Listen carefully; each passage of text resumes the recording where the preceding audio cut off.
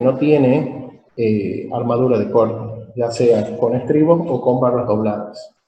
Una consultita hasta acá, barras dobladas si vieron, ¿no es cierto? Sí. Sí, que Sí. Bien. Entonces, esa es una viga en la cual tenemos una reacción, una carga sobre esa viga que están representadas con flechas azules, y tenemos formada la primera fisura debida a corte, que es esa que está acotada como fisura diagonal. Esa fisura se genera a 45 grados y tenemos en la parte inferior tenemos una armadura longitudinal de tracción, y en la parte superior vemos que hay una zona que está fisurada, que en realidad es donde dice hormigón, zona de hormigón fisurado, y en la parte superior donde dice hormigón no fisurado, que es hasta el lugar donde se propaga esa fisura. Entonces, si nosotros separamos el hormigón que nosotros estamos viendo que está fisurado del resto, nosotros vemos que se nos generan esas fuerzas internas que se oponen al corte exterior. Tenemos una primera fuerza, yo la voy a ir describiendo de arriba hacia abajo. Cualquier consulta me avisan y lo repasamos.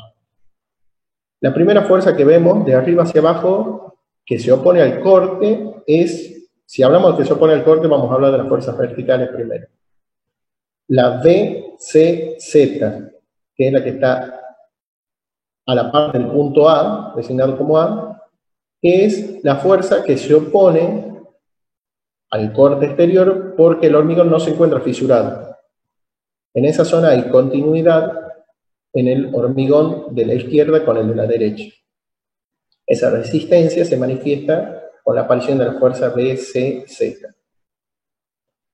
Hay una fuerza que aparece en diagonal, que aparece como designada como VI, y en particular yo designé la componente vertical, que es la VIY, que es la fuerza de interfase entre las dos caras de la fisura.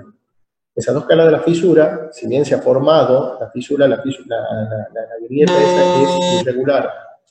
Entonces, al ser irregular, se genera una fricción interna que se manifiesta con la aparición de esa fuerza VI.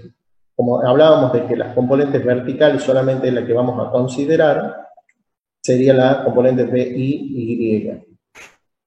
Y después tenemos finalmente la fuerza VD. La fuerza VD es la fuerza que se opone por la existencia de la armadura longitudinal inferior. Nosotros le llamamos en la nomenclatura de corte de efecto pasador, que es la VD. Entonces, y después tenemos las fuerzas horizontales, que eso ya conocíamos, que es la de compresión C y la de tracción T. En este caso T de larga, porque está aplicada en el punto B, coincidente con la armadura de tracción.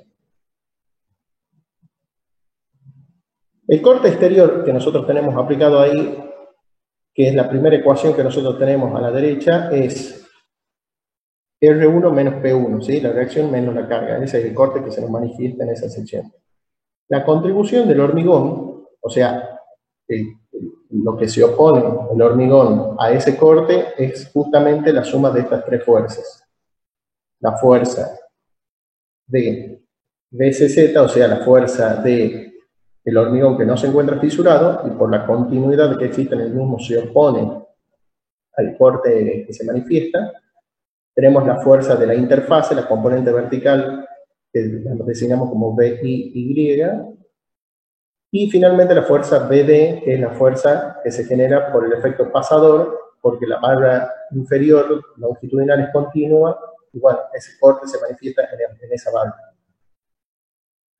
Acá, después aparece esto de primera condición de equilibrio. Eso es un desarrollo que ya lo vamos a ver más adelante, pero lo importante, que lo que quiero que entiendan ustedes para esta primera parte del problema, es que, como decía el ejercicio, ¿de qué forma una viga absorbe los esfuerzos de corte si esta carece de estribos y barras dobladas? Bueno, lo absorbe a través de esas tres fuerzas, ¿sí? La VCZ, la VIY y la VD. Lo que nosotros pretendemos para el práctico es que ustedes la describan con sus propias palabras a esas fuerzas que se generan en el interior del hormigón.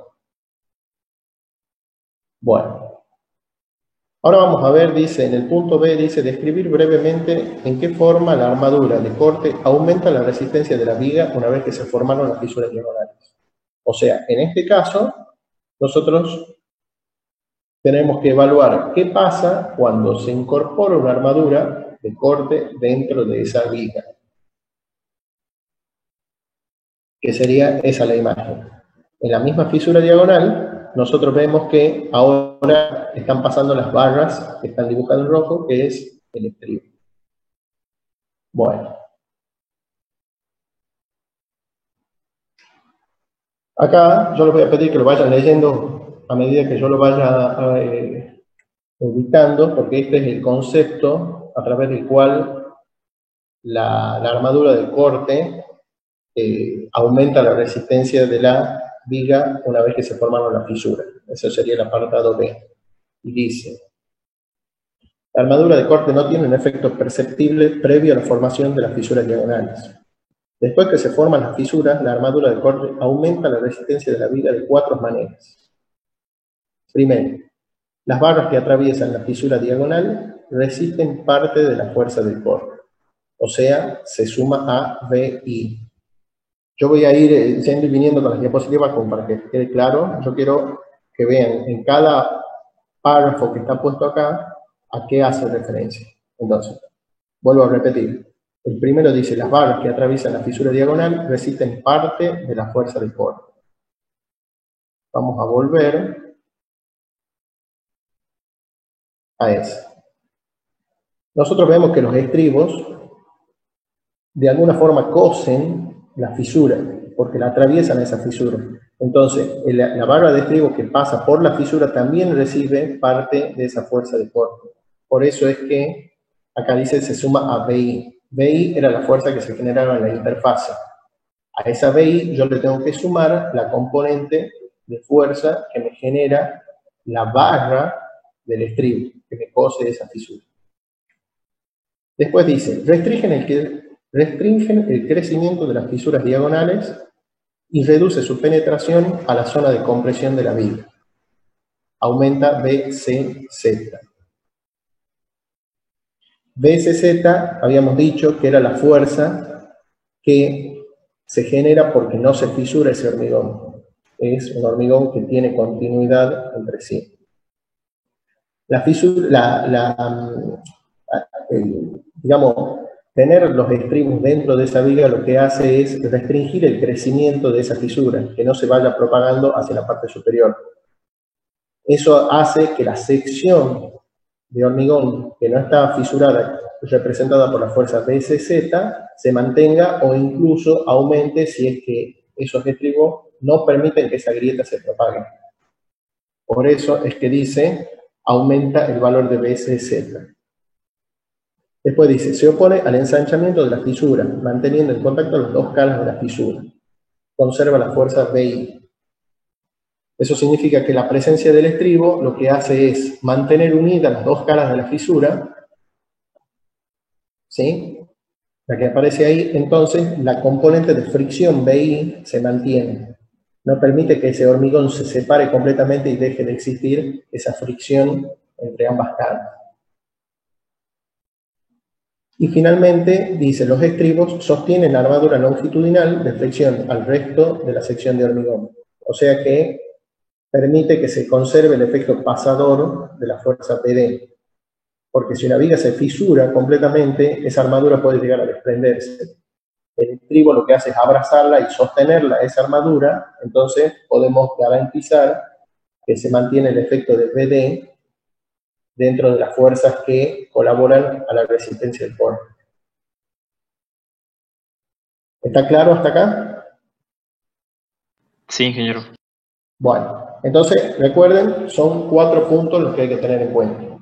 Eso es lo que ustedes tienen que responder en el apartado B, donde dice describir brevemente en qué forma la armadura del corte aumenta la resistencia de la viga una vez que se formaron las fisuras diagonales. Después dice, explicar las ventajas y desventajas del estribo del uso del estribo a 90 y a 45 grados. El estribo a 45 grados es lo que nosotros conocemos como barras dobladas. ¿Cuál alternativa es la más económica? Bueno, nosotros, como lo han visto ustedes, tenemos dos tipos de estribo o dos tipos de armadura para absorber el esfuerzo de corte. Una es con estribo, que generalmente se los llama estribo nomás, pero son estribos a 90 grados. Y después los estribos a 45 grados, que se les llama barras dobladas. Bueno, en este esquema ustedes están viendo una perspectiva de esa viga, en la cual los estribos a 90 grados están dispuestos de forma perpendicular a la armadura longitudinal. ¿Cuáles son las ventajas? Dice, practicidad en el armado de la viga. Ayuda a la rigidización del esqueleto de acero para evitar su deformación al momento del armado. Traslado a los encofrados y colados del hormigón fresco. Y además tiene un uso muy difundido entre los obreros de la construcción. ¿Qué significa esto? Primero, la practicidad en el armado quiere decir que se lo arma rápidamente. Una viga se la puede armar dentro de todo en tiempos muy cortos, a diferencia del estribo a 45 grados que requiere un mayor tiempo y una mayor prolijidad en la disposición. Estos estribos se producen en cantidad, se pueden producir mucha cantidad de estribos en poco tiempo y se puede armar una viga rápidamente. Además, el estribo une todas las barras estas longitudinales que nosotros hemos calculado previamente para la flexión, ya sea para tomar momentos positivos o negativos, y le forma una jaula. Esa jaula hace que sea muy práctico de trasladar a los encofrados, y al momento del hormigonado, cuando el hormigón fresco impacta y se va llenando ese elemento estructural, no se deforma. Diría que es casi imprescindible colocar el estribo, aunque se coloquen las barras dobladas, sí o sí hay que poner los estribos a 90 grados para poder utilizar esa jaula y que sea indeformable al momento del traslado y del hormigonado.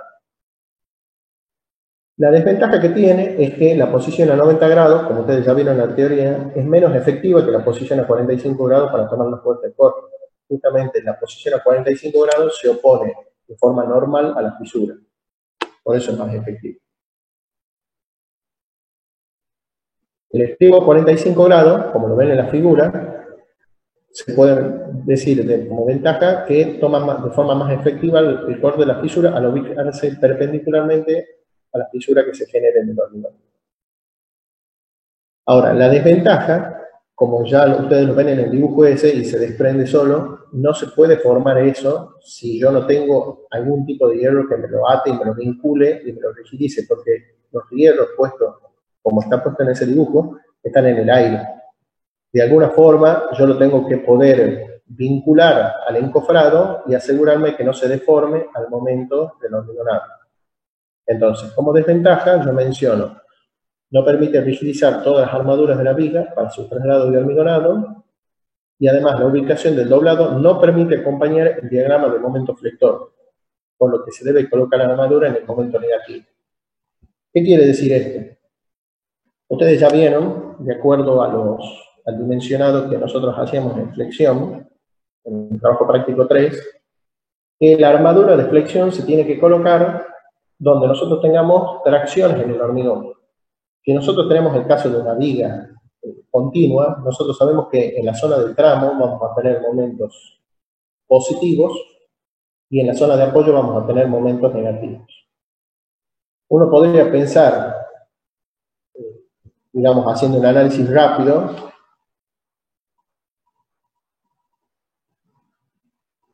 en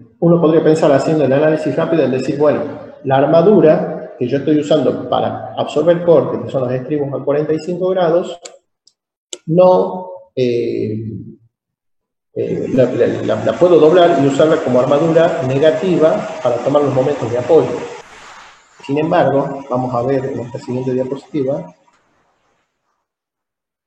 que lo que estamos viendo arriba es un diagrama típico de momento flector de una viga continua, en la cual tenemos momentos positivos de los tramos y momentos negativos del apoyo. Lo que yo estoy marcando en rojo, y que está acotado como zona de momentos negativos, es la zona donde nosotros necesitamos tener armadura en la parte superior de la viga. Fíjense la posición que tiene la armadura de corte 45 grados, o sea, las barras dobladas, con relación a la posición del diagrama de momento negativo. Nosotros tenemos una zona de cobertura, que está marcada en azul abajo, zona de cobertura de momento negativo, con armadura de corte 45 grados. Y más abajo yo le indico con flechas rojas, zona sin cobertura del momento negativo. ¿Qué quiere decir esto? Que yo igualmente necesito disponer de barras para absorber el momento negativo en el apoyo, porque la barra de corte a 45 grados no me cubre el diagrama. ¿Se entiende esto, este concepto? Sí. Sí, ingeniero, tengo una duda yo. Sí. Suponiendo que colocamos armadura recta en la parte de arriba para sumar todos los momentos negativos, igual Sí. no sería una solución completa agregar solamente los caballetes, eso, ¿verdad? Si yo puedo cubrir toda la armadura negativa, porque yo ya he puesto hierro, yo puedo poner caballetes ahí.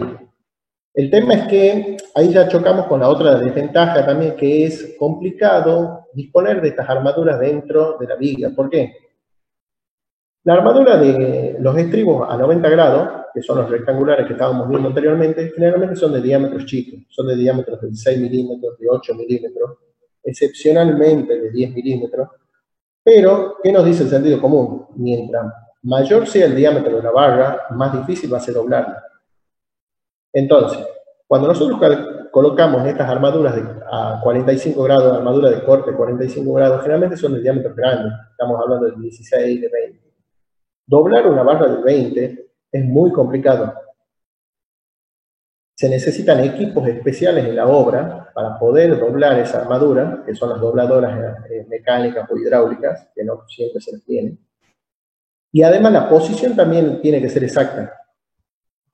Ustedes vieron, por ejemplo, en el dimensional de barra doblada, que el doblado se ajusta a una posición geométrica, que tiene que ser exacta.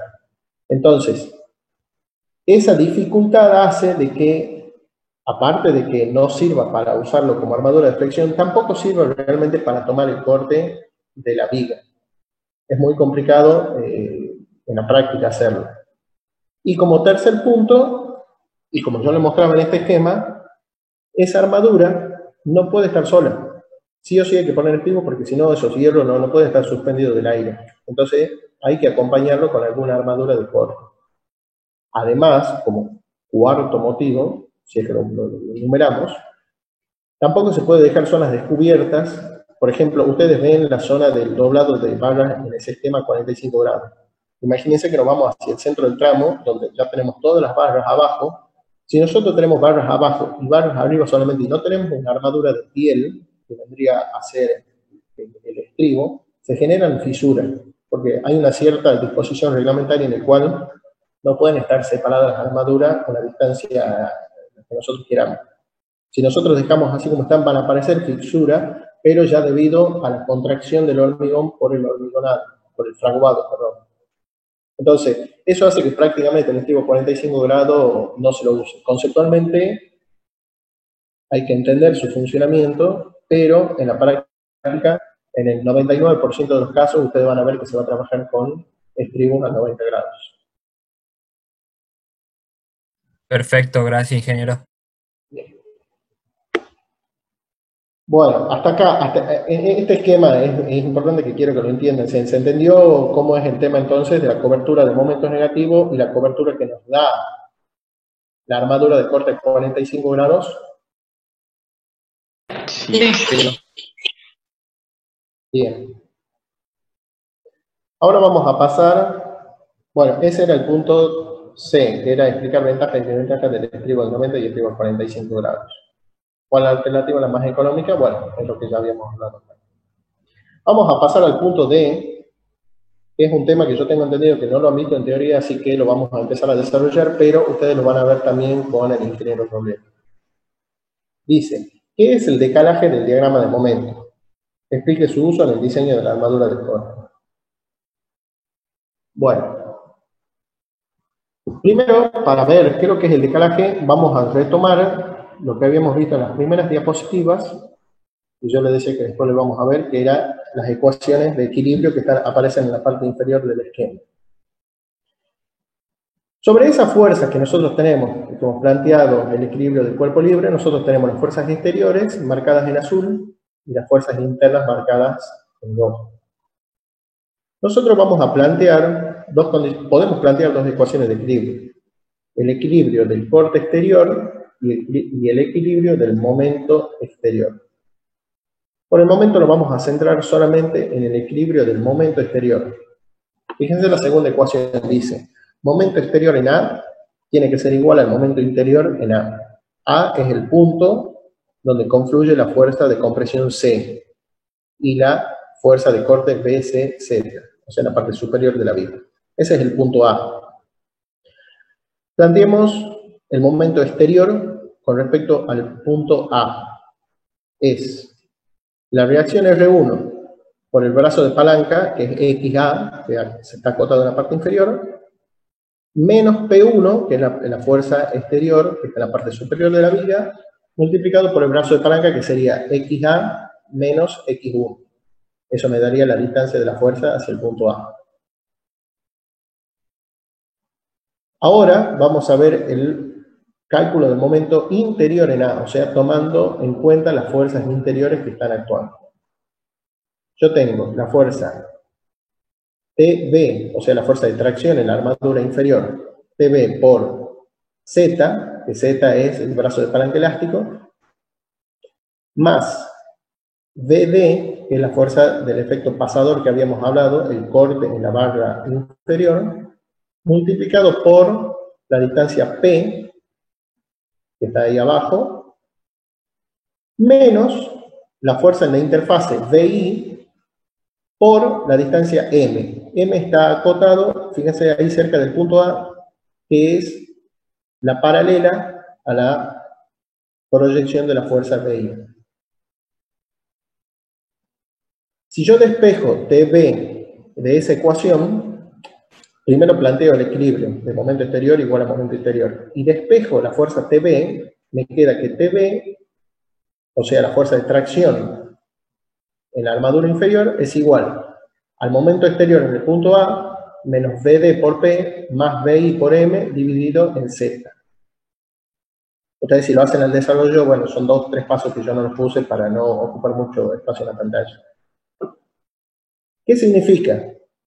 Que TB, que es lo que yo puse a la derecha, es una función o es una ecuación que depende del momento exterior en el punto A. Y esto es el punto de partida del decalaje. ¿Qué significa? Que la fuerza que se me genera en el punto B de la viga depende del momento exterior que se aplica en el punto A. Yo acá tengo dibujado, ahí está. Lo vamos a leer y dice: el esfuerzo de tracción de la armadura longitudinal inferior en el punto B depende del momento flector en el punto A. Si la sección no se encuentra fisurada, o sea, no se genera la fisura de corte, el esfuerzo de tracción de la armadura longitudinal inferior en el punto B dependerá del momento flector ubicado en la misma sección transversal que contiene el punto B. O sea, fíjense en los esquemas inferiores donde yo puse situación de hormigón no fisurado, entre paréntesis, estado 1. ¿Qué quiere decir en el estado 1, en el estado no fisurado? Que la fuerza de tracción TB, esa que yo decía, depende del momento flector